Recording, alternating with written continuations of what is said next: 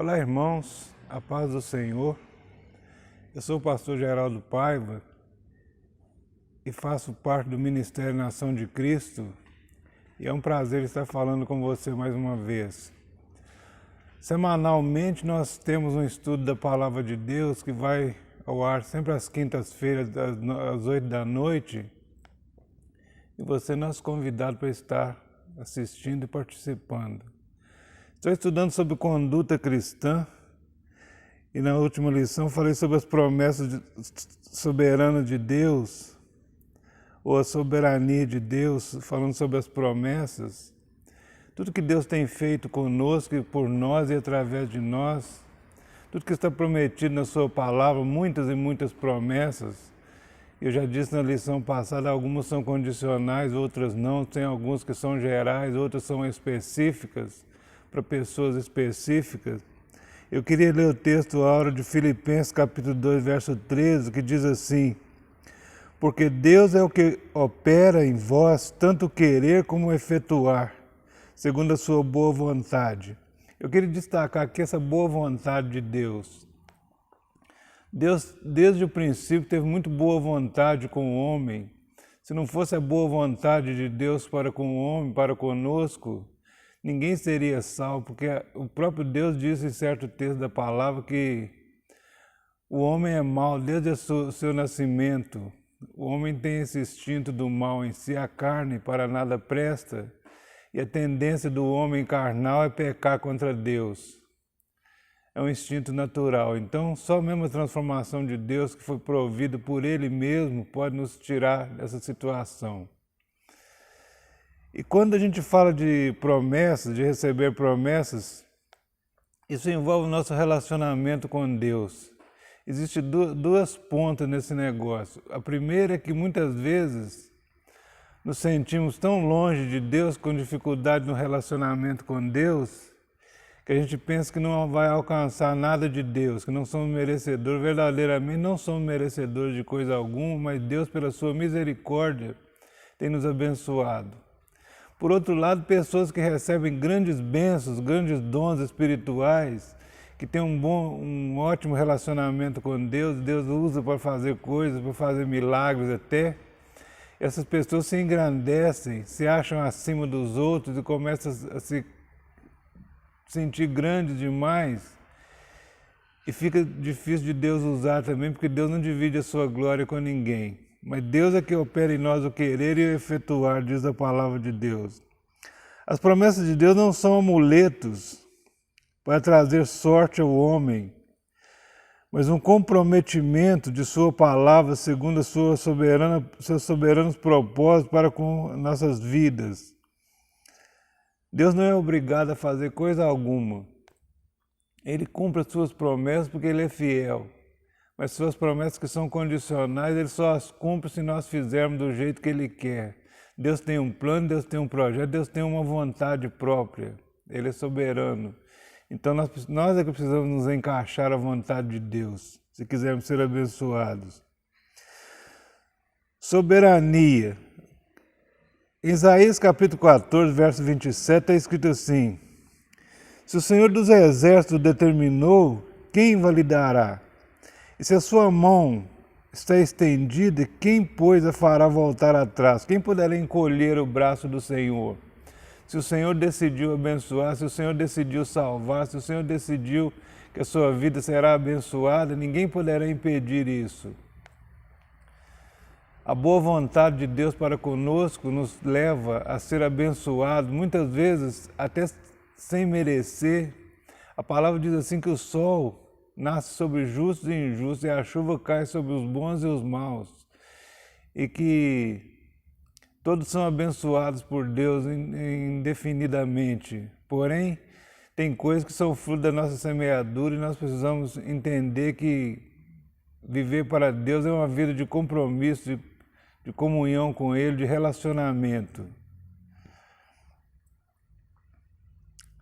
Salmo 115, versículo 3, diz assim que o nosso Deus está no céu e tudo o que deseja Ele tem o poder de realizar.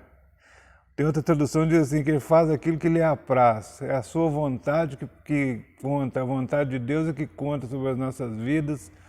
E nós não temos o poder de decidir nada, mas Deus decide por nós. Nós fazemos escolhas, né? As promessas de Deus são atos de sua suprema autoridade para cumprir seus soberanos propósitos.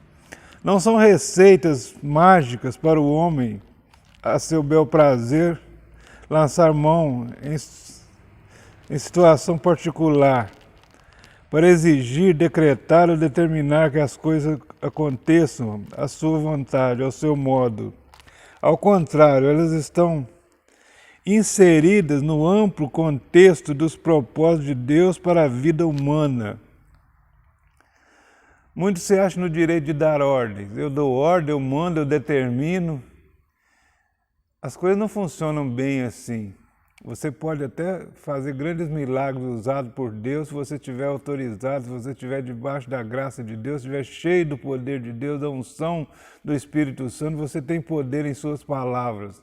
Mas não é qualquer um que vai dando ordens em nome de Deus. É preciso ser guiado pela palavra de Deus, ser guiado pelo Espírito de Deus, orar segundo a vontade de Deus. Deus faz milagre, mas não é essa festa que estão promovendo de determinações, de bater o pé, de gritar, de fazer as coisas acontecer. Ninguém tem esse poder em si mesmo, esse poder vem de Deus, essa autoridade vem de Deus. Então é a boa vontade de Deus que opera isso em nós. E como entender a soberania de Deus? Primeiro, Deus é soberano em seus atributos. Os atributos de Deus são imprescindíveis para conhecermos o seu caráter. Por ele descobrimos que o Deus eterno é um ser pessoal e soberano, que alguns de seus atributos como onipotência, onipresença, onisciência, eternidade, imutabilidade e perfeição são exclusivos e intransferíveis. Esses atributos Deus não transfere para ninguém. Nem ao seu próprio filho, quando era homem, ele não tinha todo o poder, não tinha toda a sabedoria, não tinha toda a ciência das coisas.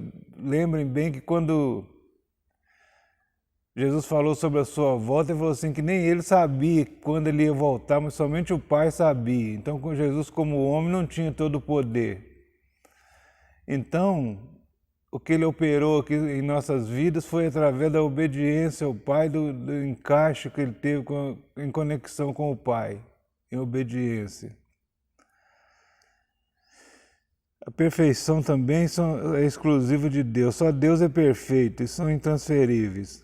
Com respeito aos seus atributos morais, como amor, verdade, justiça, somente Ele os tem em plenitude. Ele amorosamente partilha conosco. Ele nos dá esses atributos, Ele nos ensina a amar, nos dá condição de amar, nos dá condição de respeitar o nosso próximo. Ele nos faz buscar a justiça, a verdade. Nós somos capazes de falar a verdade, nós somos capazes de promover a justiça, porque Deus habita em nós e Ele é o Deus da verdade e o Deus da justiça. E quando nós temos comunhão com Deus, nós temos essa capacidade de ser justos e verdadeiros. É uma questão de querer, é uma questão de escolha na nossa vida. Deus tem total controle sobre a história, conduzindo todas as coisas segundo o seu plano, para que os seus propósitos final de criação e condução dos homens se cumpra na consumação dos séculos. Nada pôde mudar a história de Deus. Se Deus fosse homem, a gente diria que sempre Deus tem um plano B, mas o plano de Deus é sempre um plano A. Deus provavelmente sabia, na sua onisciência, que o homem pecaria, então já promoveu um segundo plano para quando o homem pecasse, ele promover a sua restauração, seu resgate. Então nós lemos aqui, nos primeiros capítulos da Bíblia, Deus já promoveu ou prometeu a redenção do homem através da semente da mulher. Gênesis 3, verso 15. Então Deus sempre tem um plano. Se as coisas que parecem não darem certo, Ele tem um segundo plano para continuar a sua história. E a história de Deus envolve o homem, envolve toda a raça humana. E falando da boa vontade de Deus, quando Jesus nasceu, aqueles anjos apareceram aos pastores cantando e glorificando a Deus ali no monte, onde eles guardavam o rebanho. O anjo disse aos pastores assim: paz na terra, boa vontade de Deus para com os homens. Ou seja, o Deus de boa vontade se manifestou enviando o Salvador, que é Cristo o Senhor, e vocês vão encontrá-lo na manjedoura. Então já era o começo da história da redenção se cumprindo ali na vida daqueles homens. Número 2, em sua vontade. Soberano propósito de Deus em sua vontade. Apesar da rebeldia humana e as tentativas do diabo de frustrar os planos de Deus, a vontade do Altíssimo é fatal em cumprir tudo o que ele predeterminou. Nada nem ninguém poderá fazê-lo fracassar. Todas as tentativas do inimigo foram frustradas. Tudo que o diabo tentou até hoje contra Deus, usando o ser humano, ele foi frustrado, ele foi desiludido, ele perdeu. Porque Deus é soberano sobre a sua criação e soberano sobre os seus propósitos. A igreja é um propósito de Deus. E o Senhor Jesus disse assim que nenhuma porta do inferno prevaleceria contra ela. A igreja vem rompendo pelos séculos dos séculos, enfrentando todo tipo de luta e perseguição. A igreja permanece de pé e crescente, porque a glória de Deus se manifesta na igreja, e a igreja é um instrumento usado por Deus para o crescimento do reino na terra e para a salvação dos perdidos. É através da igreja que Deus trabalha. Então nós precisamos tomar consciência da nossa responsabilidade como parte desta igreja e estar encaixado na vontade de Deus para fazer a sua vontade prevalecer em todos os sentidos. Nem quando o seu amado Filho Jesus foi para o sacrifício, o Pai por um momento virou o rosto por causa dos nossos pecados, mas não voltou atrás. O Filho obedeceu sua vontade plenamente. Jesus chegou a perguntar ao Pai, ali no Getsêmani: Pai, se for possível, passa de mim esse cálice, se for possível, me livre desta morte terrível. Mas o Pai não respondeu nada, ele falou assim: seja feita a sua vontade. E a Bíblia diz que quando Jesus estava na cruz do Calvário ali, por um momento, Deus virou o rosto para ele, ele disse: Deus meu, por que me desamparastes? Porque ele sentiu que o Pai virou o rosto. Ele falou assim: por que meu Pai me abandonou numa hora tão crítica? Mas porque Deus queria livrar o seu filho, mas não podia, porque através daquele sacrifício nós seríamos livres dos nossos pecados. A redenção estava em jogo. O plano eterno de Deus para a salvação da humanidade estava em jogo ali. Se Deus voltasse atrás por amor ao seu filho, ele deixaria de salvar a humanidade. Então, por um momento, ele virou o rosto para os nossos pecados que estavam sobre o seu filho, mas ele não desistiu do plano por amor a nós, por amor a cada um que foi salvo, está sendo salvo e será salvo ainda, através do sangue derramado na cruz do Calvário, o sacrifício do seu Filho Jesus. Então, Deus não desistiu.